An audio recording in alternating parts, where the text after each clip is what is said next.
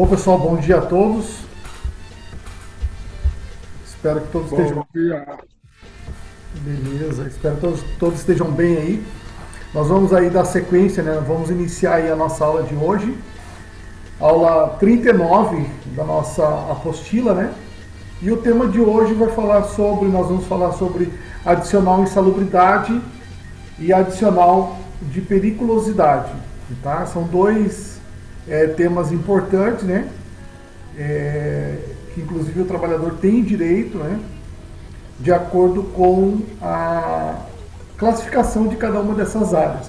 E a gente vai estar abordando, a gente vai falar sobre mais detalhes a partir de agora, beleza? Podemos iniciar? Bora. Então vamos lá. Bom, no slide aí que eu estou mostrando para vocês, compartilhando com vocês, de imediato vocês já estão vendo duas placas em destaque na cor amarelo, uma com a NR15 e a outra com a NR16. Então, são as duas normas regulamentadoras, uma que trata em específico da parte de insalubridade e a outra que trata da periculosidade, tá? Então são normas regulamentadoras do Ministério do Trabalho, beleza?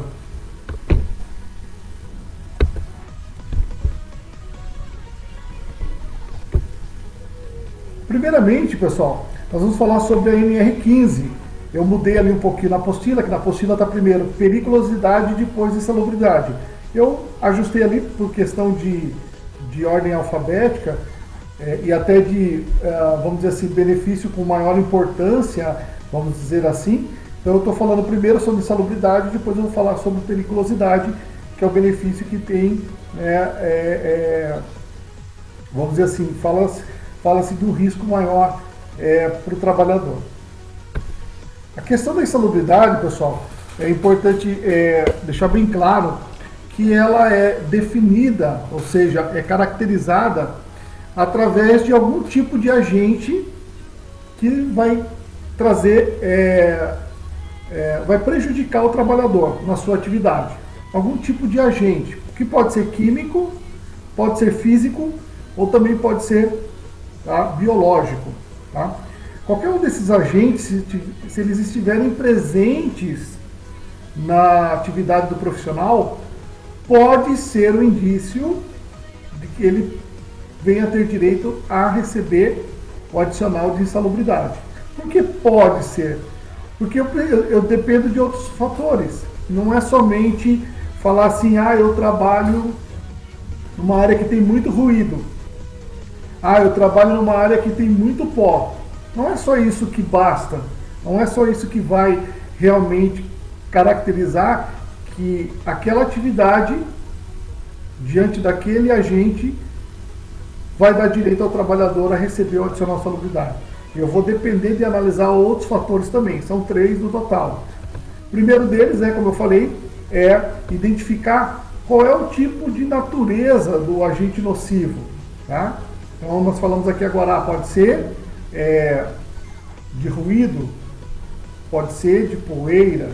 Então a gente vai analisar no que realmente nós não, vai ser, na verdade o Ministério do Trabalho ele tem um quadro, ele tem uma regra bem clara, onde fica caracterizado essa questão da atividade insalubre. O que não tiver dentro do Ministério do Trabalho, dentro dessas regras, vamos dizer assim, desse quadro, não dá direito ao trabalhador, não é uma atividade insalubre, não vai dar direito a ele receber o adicional de insalubridade. Tá? Então o primeiro fator é identificar de que natureza é. Depois o segundo fator é identificar qual é a intensidade. Tá? Então assim, em se tratando de ruído, existe uma forma de medir qual é a intensidade desse ruído. E na lei, dentro lá da questão do Ministério do Trabalho, existe também um limite em que o trabalhador ele pode estar exposto a esse ruído. Então, se estiver dentro daquele limite permitido por lei, provavelmente ele não vai ter o direito a receber o adicional insalubridade, pois aquela atividade, diante daquele ruído, não é considerada insalubre. Está dentro das faixas dentro do padrão ali aceito, né, perante a legislação. Tá? Mas é importante identificar qual é a intensidade. Então existe, por exemplo, para ruído, existe um aparelho para poder medir a intensidade do ruído. E o terceiro fator é o tempo de exposição. Por quanto tempo esse trabalhador fica exposto a esse agente? Então isso é um fator também fundamental que precisa ser analisado para que possa ser caracterizado ou não a atividade insalubre, e aí sim o trabalhador venha ter direito a receber esse adicional, certo? Então, primeiramente precisamos identificar esses três fatores, tá? Natureza, intensidade e tempo de exposição. Identificando esses três fatores, de acordo com a tabela lá do Ministério do Trabalho, né? As regrinhas que de alguma forma direcionam nesse aspecto do direito a receber por uma atividade insalubre ou não, eu vou poder confirmar se isso atende ou não, certo? E aí na sequência a gente vai conhecer agora, né, quais são esses agentes, né, que podem criar essa condição para que o trabalhador tenha direito a receber o adicional insalubridade, ou seja, atividade que coloca a saúde do trabalhador em risco, né?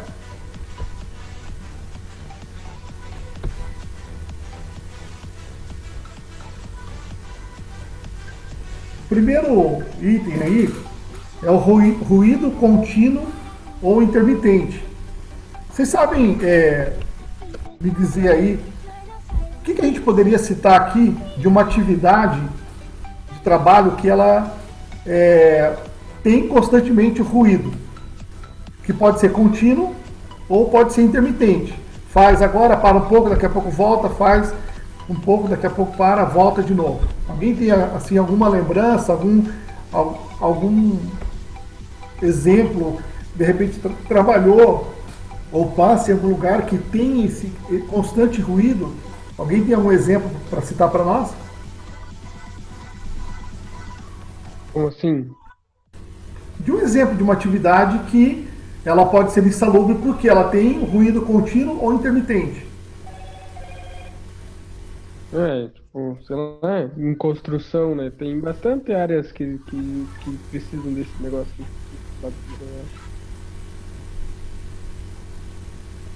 Em construção? Mas assim, veja se você consegue ser mais objetivo. Qual a atividade ali na construção? Nossa, agora fugiu a cabeça. Nicolas, tem alguma ideia, Nicolas? Serralheria? Oi? Aquelas de serralheria? O que precisaria na serralheria? Na verdade, o que identificaria na serralheria o ruído contínuo ou intermitente? Ah, não sei. Não sabe dizer? O que você ia falar, Magno? Esqueci, velho. Esqueci. Tá. Então assim, ó, deixa eu colocar aqui um exemplo aqui. O Nicolas falou na serralheria. E sim, a serralheria, eu posso ter essa questão do problema do ruído, inclusive contínuo. Por quê? Entende-se lá na serralheria, né? Profissionais eles usam com frequência aquele equipamento de corte, né? Que é fugiu agora o nome. Eu vou lembrar depois, eu falo para vocês. Mas é um equipamento para corte das ferragens. Então, se ele está produzindo lá de repente uma grade, um portão, ele vai estar usando constantemente esse equipamento para cortar os ferros nas medidas necessárias. Então, esse é o barulho. Oi? Maquita? Não seria a maquita, né? Porque até pode ser a maquita, né? A maquita é mais usada, acho que até mais para madeira, né? Corte de madeira. Mas assim, vamos considerar então a maquita aí, né? Só que tem o disco apropriado para ferro, outro para madeira e outro para o concreto ali, para alvenaria. Tá? Vamos colocar ali que ele use constantemente a maquita ali para poder fazer o corte dessa ferragem. E esse ruído ele é contínuo, ou se não for contínuo, ele inicia em algum momento, ele faz os cortes, para, daqui a pouco volta a usar de novo a ferramenta. Então ele pode ser contínuo ou intermitente. Isso pode gerar um problema de saúde para esse trabalhador? Pode, né? Pode. Que problema seria? Ficar surdo. Problema de audição, né? Diminuir a percepção auditiva dele. Então isso é muito comum acontecer. Eu vou pegar um exemplo aqui, tá, de um ruído contínuo ou intermitente. Ouçam aí para ver se vocês concordam.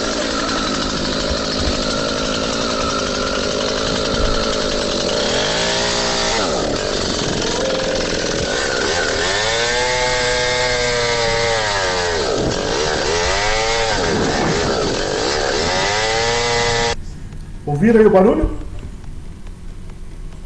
Ver. Ouviu aí, Nicolas? Ouviu? Então, esse barulho do que é? Deu para perceber? Motosserra? Motosserra, né? De tão alto que é, a gente não tem dúvida, é uma motosserra. Então, provavelmente, o profissional que trabalha no corte da madeira ali, ou no corte de árvores, enfim, usa com frequência. Imagine esse ruído o dia inteiro, você está em contato com ele. Certo? Então, essa é uma das naturezas, né? Que a gente pode se deparar durante uma atividade de trabalho, que é o ruído contínuo ou intermitente. Certo? Outro agente, né, que podemos deparar aí nas nossas atividades é os ruídos de impacto. Não são aqueles ruídos que talvez eles são, como o anterior, continuamente, eles se mantêm durante o dia inteiro, ou são de forma intermitente, né? Faz agora, para um pouco, daqui a pouco faz de novo, para, faz de novo, para, mas eles são de impacto. Pegar um exemplo, você comentou aquela hora, Magno, construção civil, né? Imagine o cara batendo num ponteiro, numa talhadeira, com uma marreta de, sei lá, 2 quilos, vai ter ali um ruído de impacto, certo? Concorda comigo ou não? Ele não é constante, mas é um ruído de impacto, de acordo com o que ele precisa abrir, quebrar, enfim, ele vai estar fazendo aquele barulho. Então, eu trouxe um modelo aqui para vocês, aqui um exemplo, ó.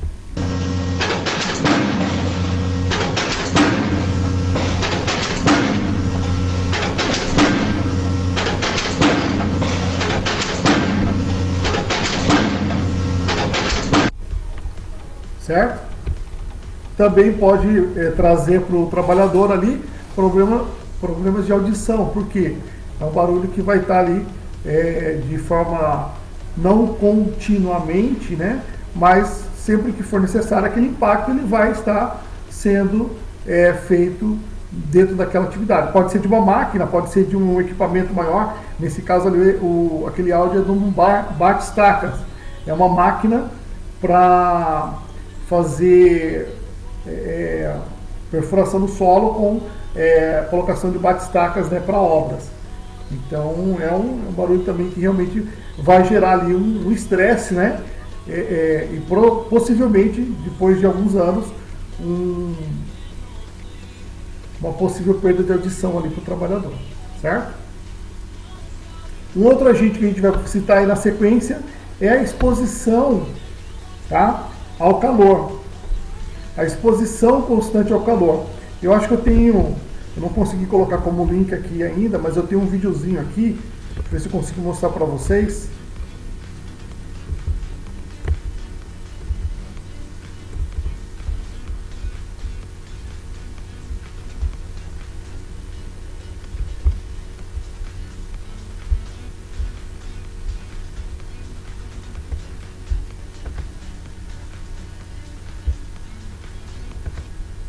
Pausar aqui esse áudio aqui para a gente rodar esse vídeo.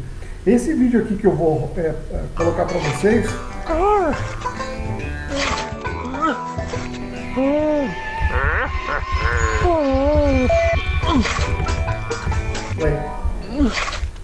Apareceu aí para a tela do Windows Media Player para vocês agora?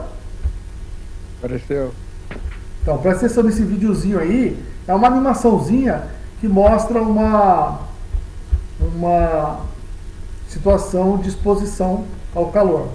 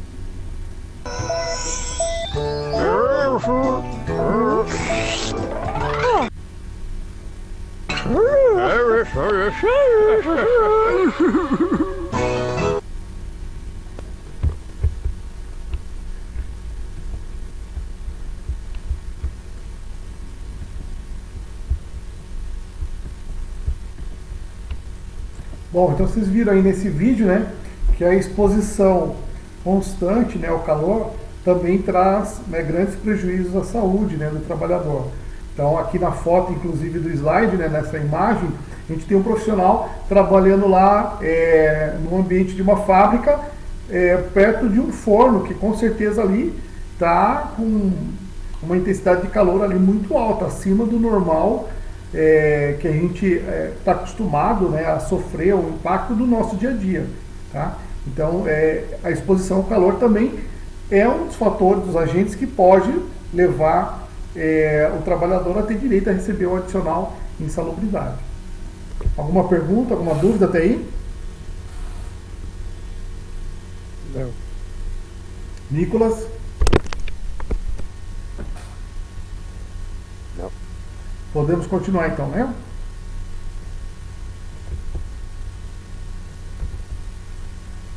Bom, um outro agente aí que eu quero trazer para vocês agora são os agentes ionizantes, ou seja, radiações ionizantes. E uma das mais comuns, ou seja, que a gente tem contato com uma frequência, é o raio-x, que a gente normalmente passa ou realiza, né, quando a gente vai no hospital com uma suspeita de ter quebrado algum membro, ou para fazer um raio-x dos pulmões, enfim. Então, o raio-x ele é o equipamento que ele emite radiação, e isso, né, pode comprometer a saúde tanto do trabalhador que trabalha ali realizando, né, os exames de raio-x, como também para o paciente, né, que vai passar pelo exame. Tanto isso é verdade, que vocês já devem ter percebido, nas salas de raio-x existe uma parede de proteção para o profissional, o técnico ali de raio-x, né, profissional que comanda ali os equipamentos, e as pessoas que entram como acompanhante, né, quando há necessidade, elas devem usar, a orientação é que elas usem um colete chamado de colete plumbífero, se eu não estou enganado. Esse colete vai proteger o acompanhante dos raios ali, da radiação que vai ser emitido pelo equipamento. Ah, mas e o paciente? O paciente, infelizmente, não tem, né, como se proteger, até porque ele vai precisar passar por esse exame, certo? Tranquilo até aí?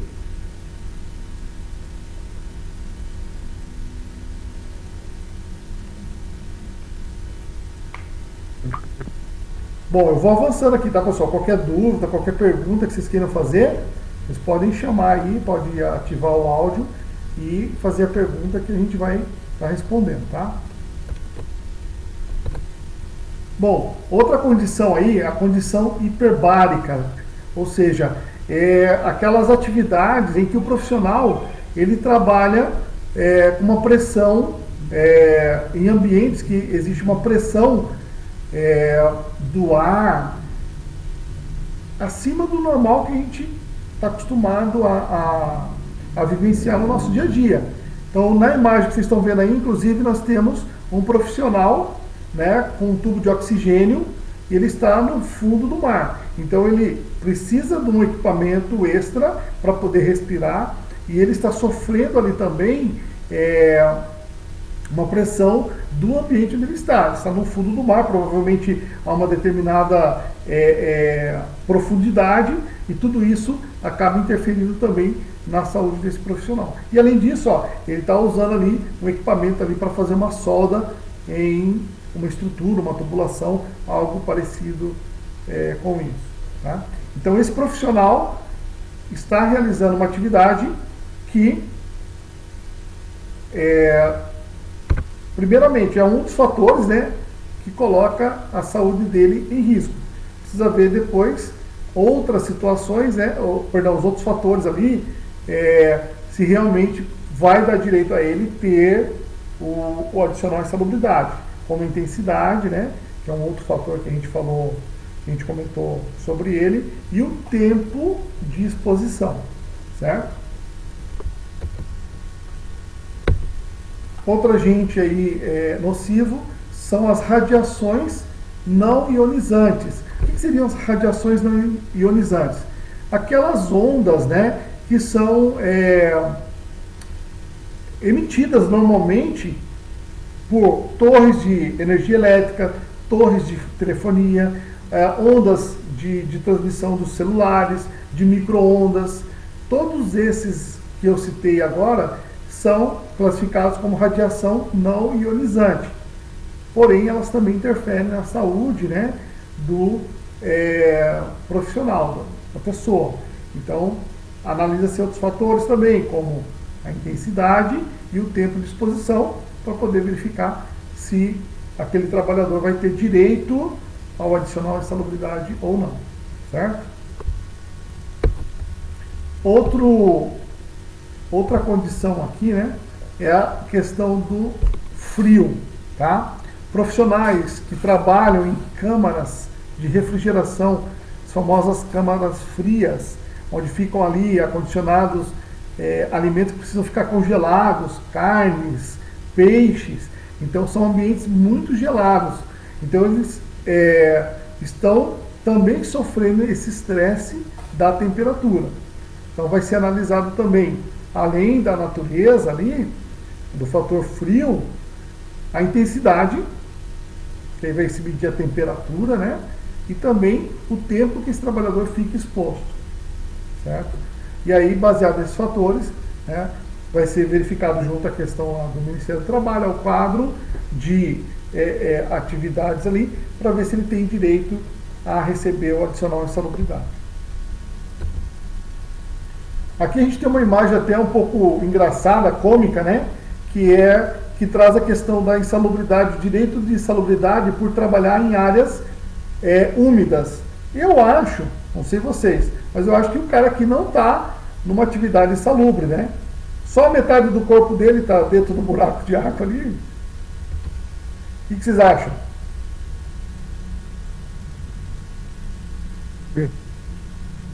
Provavelmente esse profissional aí, ele deve trabalhar em alguma empresa de saneamento, né? Sanepar, alguma coisa assim, porque deu um vazamento lá, né? E não conseguiu, o certo ali era colocar provavelmente uma bomba para poder retirar aquela água.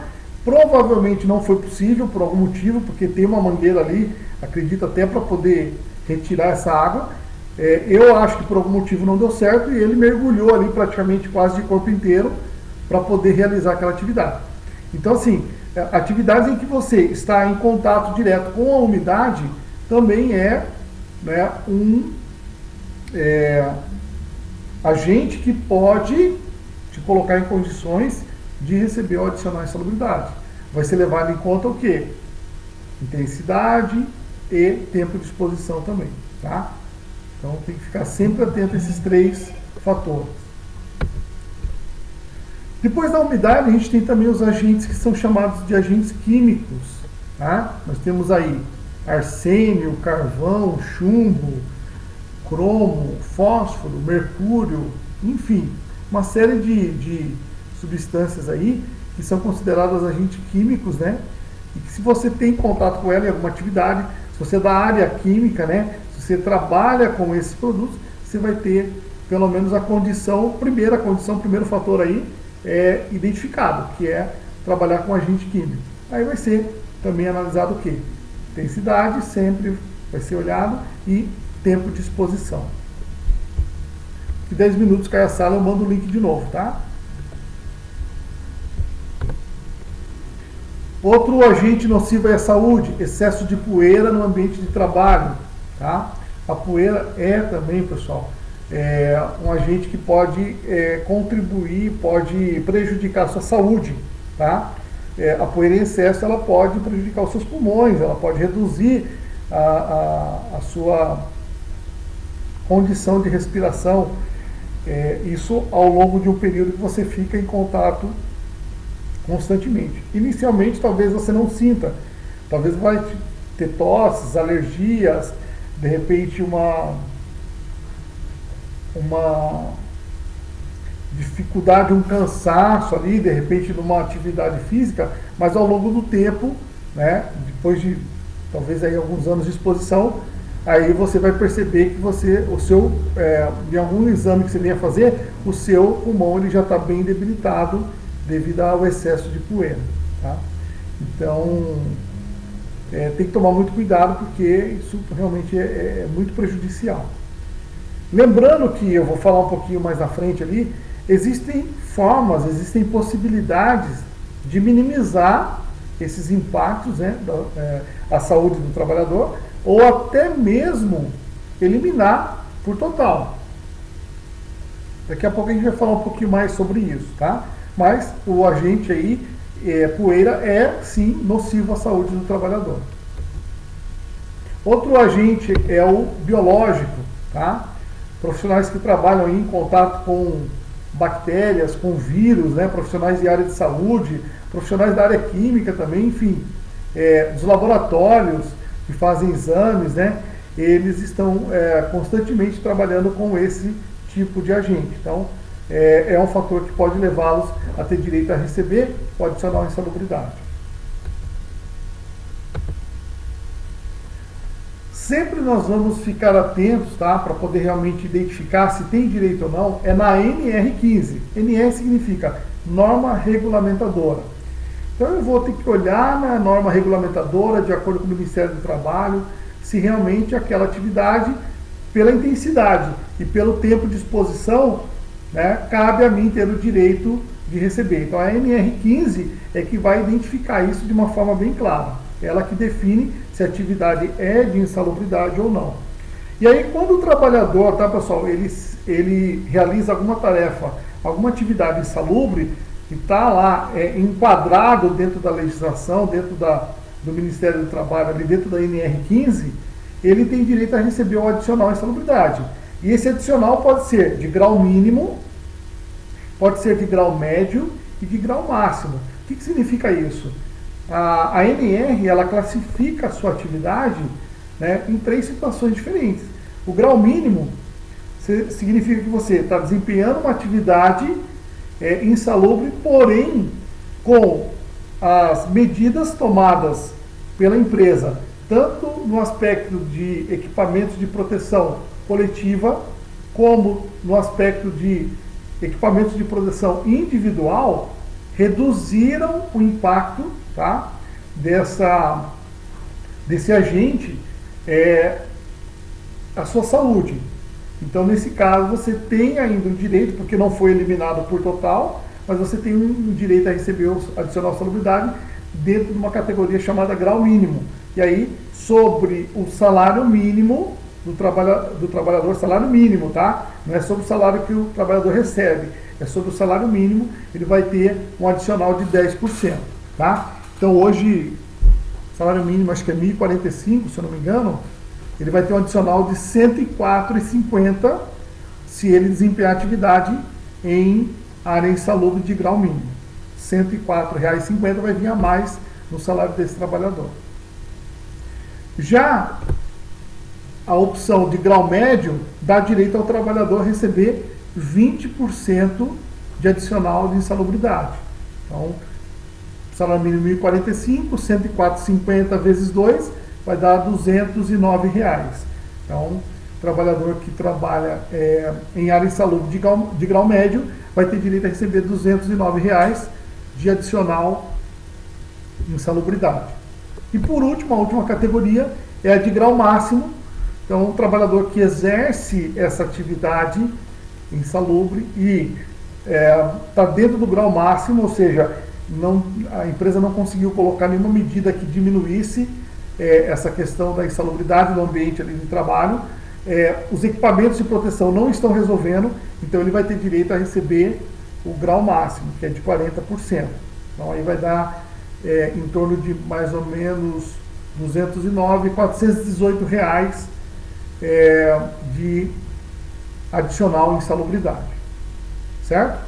Ficou claro aí para vocês essa questão dos níveis, né, de graus existentes e qual percentual que cada trabalhador vai ter direito a receber?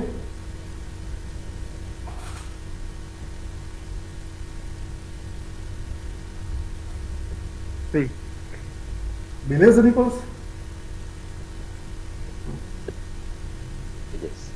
Então essa tabelinha, tá, pessoal, ela não muda, tá? Grau mínimo, 10%, grau médio, 20%, grau máximo, 40%.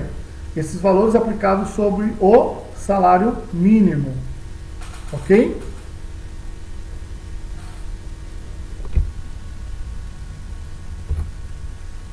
Sim. Bom, agora que nós falamos sobre a questão do adicional insalubridade, a gente vai falar sobre o adicional periculosidade. Mas antes de a gente entrar nessa questão do periculosidade, tá, pessoal? Que é uma outra norma regulamentadora, é a NR16. A gente vai aproveitar agora esse tempinho aí, falta... Deixa eu ver quantos minutos aqui para finalizar aqui a nossa aula. 3 minutos, tá? Então, assim, dentro do adicional insalubridade, existem medidas, ações que a empresa pode tomar, tanto no aspecto coletivo como no individual, para fazer o quê? Minimizar o impacto daquele agente nocivo à saúde do trabalhador. Isso é uma obrigação da empresa, ela tem que fazer isso, tá? Se ela não fizer, o trabalhador ali ele vai estar tendo direito a receber aqueles adicionais, e além do que, se esse agente ele de uma forma muito agressiva, a empresa inclusive ela pode ser autuada dentro da questão da legislação ali específica, tá? Então a empresa tem que ter essa obrigação de cuidar. Como que ela pode fazer isso? No ambiente de excesso de poeira, o que a empresa pode fazer no aspecto coletivo? Olha, eu tenho os funcionários que trabalham ali no galpão, né, galpão número 2 ali, onde tem uma poeira muito excessiva. Ela pode instalar equipamentos para poder fazer o quê? Tirar essas partículas, essa poeira do ar. Esse equipamento ele pode minimizar? Com certeza vai minimizar. Ele pode inclusive, eliminar a questão da poeira. Sim, pode também, dependendo do equipamento, dependendo da quantidade de pó que há no local, o equipamento depois de colocado, ele pode inclusive eliminar. E se ele eliminar esse agente, o trabalhador ele não vai ter direito a receber o adicional de insalubridade. Se ele não conseguir eliminar, aí vai entrar naquela classificação, grau mínimo, grau médio, grau máximo. Então vai ser verificado intensidade, tempo de exposição, para poder definir quantos por cento a empresa vai pagar de adicional insalubridade para aquele trabalhador.